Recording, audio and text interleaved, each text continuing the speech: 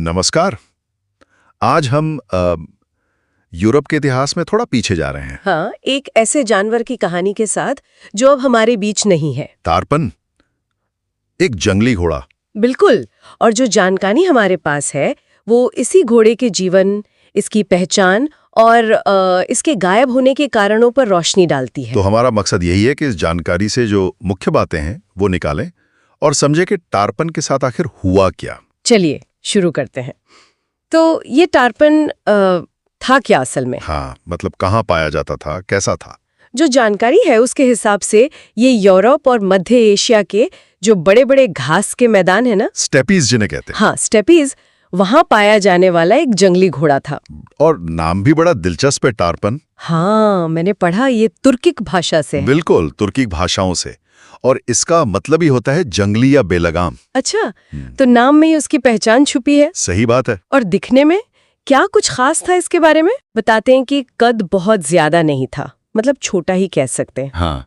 और रंग ज्यादातर स्लेटी या जैसे धूल का रंग होता है ना, वैसा भूरा।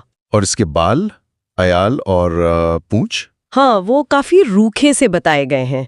गर्दन पर जो बाल होते हैं अयाल, वो छोटे और सीधे खड़े हुए हैं। ओह, आज के घोड़ों जैसे लहराते हुए नहीं? नहीं, बिल्कुल नहीं। एकदम जंगली लुक समझ लीजिए, जिसे कभी पाला ना गया हो। सही, एक असली जंगली योद्धा जैसा। ये तस्वीर आज के घोड़ों से काफी अलग है। बिल्कुल, और शायद यही जंगलीपन इसकी खासियत थी।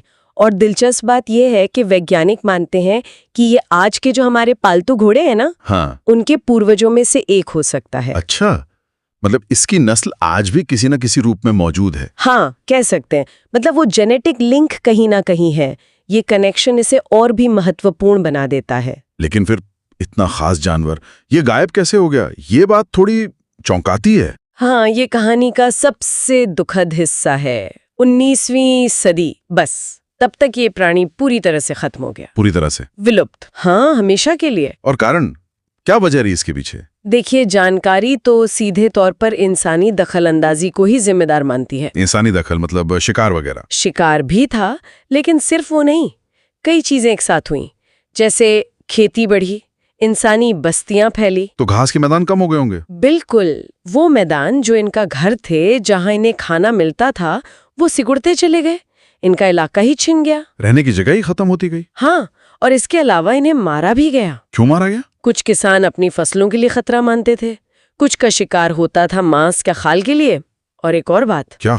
इन्हें पकड़ा भी जाता था पालतू घोड़ों के साथ ब्रीडिंग कराने के लिए। ओह, क्रॉस ब्रीडिंग। हाँ, इस क्रॉस ब्रीडिंग ने धीरे धीरे जो असली जंगली टारपन था उसकी नस्ल को खत्म करने में भूमिका निभाई। वो शुद्ध नस्ल बची ही नहीं। तो मतलब कई तरफ से दबाव था, रहने की जगह कम हुई, शिकार हुआ और फिर नस्ल भी खराब हो गई। बिल्कुल, एक तरह से चौतरफा हमला था। कोई आंकड़े हैं कि आखिरी बार कब देखा गया इसे? जानकारी के मुताबिक आखिरी बार जो जंगली टारपन देखा गया वो शायद 1870 के दशक में था, यूक्रेन के आसपास कहीं। 1870s। और जो कैद में थे? हाँ, जो आखिरी टारपन इंसानी कैद में बचा था उसकी मौत हुई 1909 में एक रूसी चिड़ियाघर में। 1909। तो उसके बाद टारपन खत्म। बस सिर्फ रिकॉर्ड्स में, किस्सों में रह गया। यहाँ एक और बात का जिक्र आता है, हैक हॉर्स। ये क्या चीज है? हाँ, ये एक अलग कहानी है, मतलब बाद की बात है।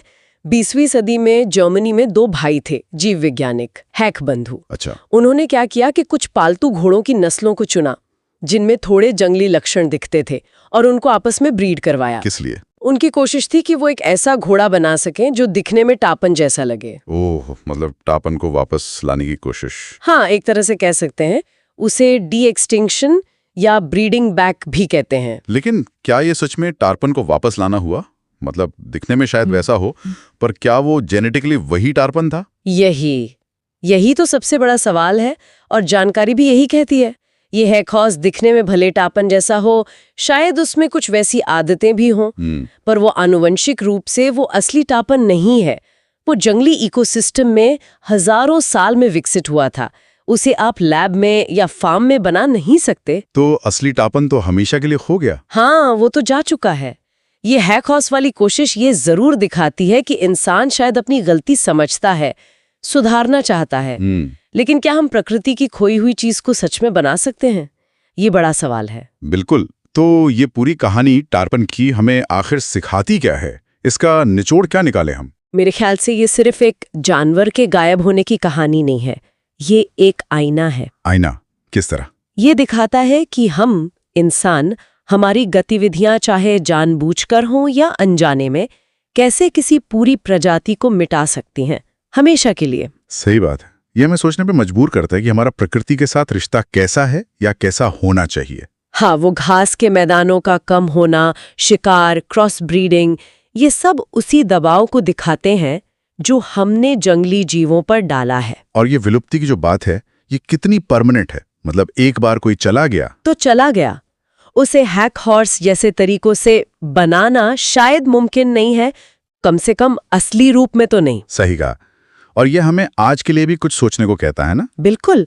टार्पन की कहानी तो चलो हो गई, लेकिन क्या आज भी हम अनजाने में दूसरी प्रजातियों को उसी रास्ते पर नहीं धकेल रहे? ये एक बहुत अहम सवाल है। और अगर कोई प्रजाति विलुप्त होने के कगार पर आ जाए या हो जाए, तो क्या उसकी वापसी का कोई असली टिकाऊ रास्ता है भी, या ये कोशिशें बस एक तसल्ली है? ये सवाल टार्पन की कहानी हमारे लिए छोड़ जाती है।